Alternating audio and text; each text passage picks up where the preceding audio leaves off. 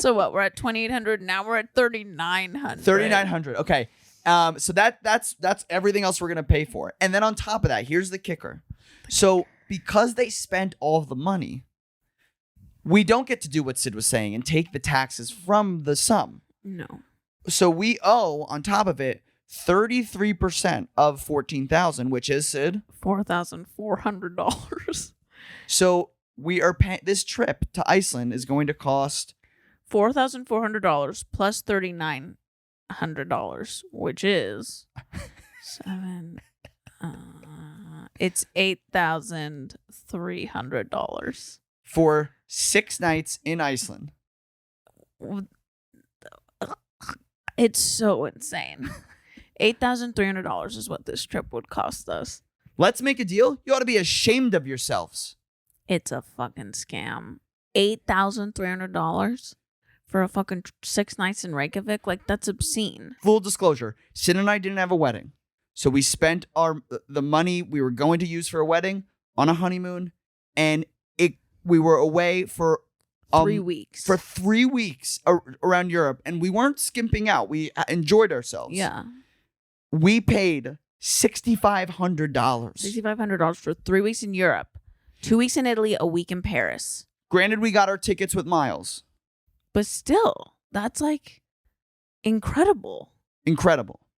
I'm just like, this is such a scam. That's such a fucking scam. $11,000 on tickets? Yeah, fucking right. Liars. $11,000 on tickets? That's how much I spend on flying over the course of 3 years. Yeah, if that. I don't think we even spend that. No.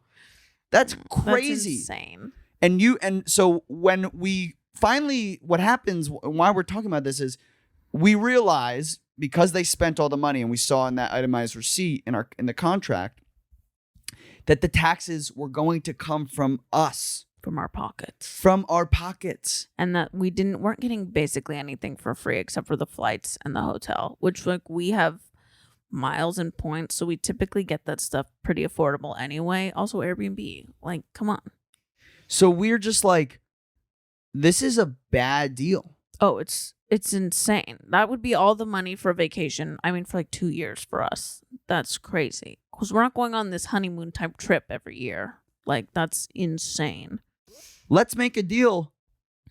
Let's make a steal from your pockets, you stupid idiots. Let's make a deal. How about let's not?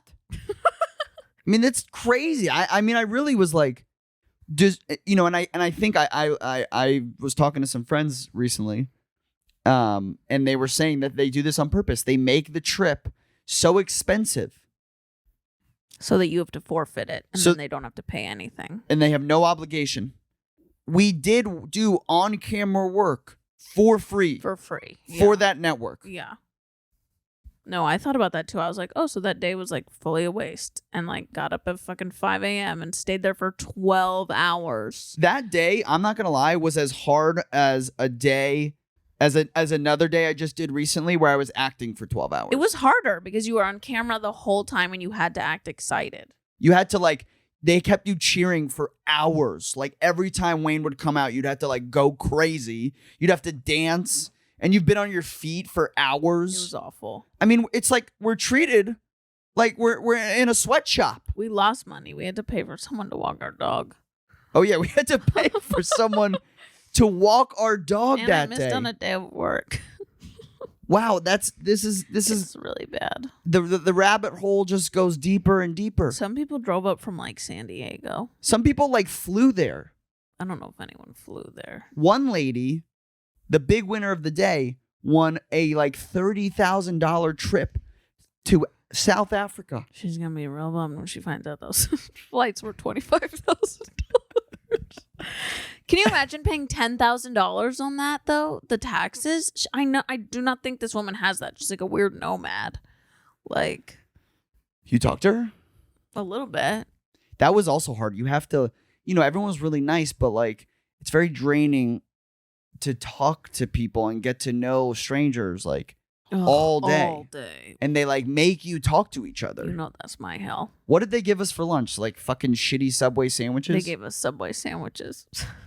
God, no wonder these networks want to produce shows like that. How easy is it? It's so fucked up. You know what's funny too? It always goes back to whenever someone's making a lot of money, there's usually always exploiting going on. There's a scam going on. There's something always going on. So upsetting. It's the bedtime podcast. Ugh, that was bad. Was it? I don't know.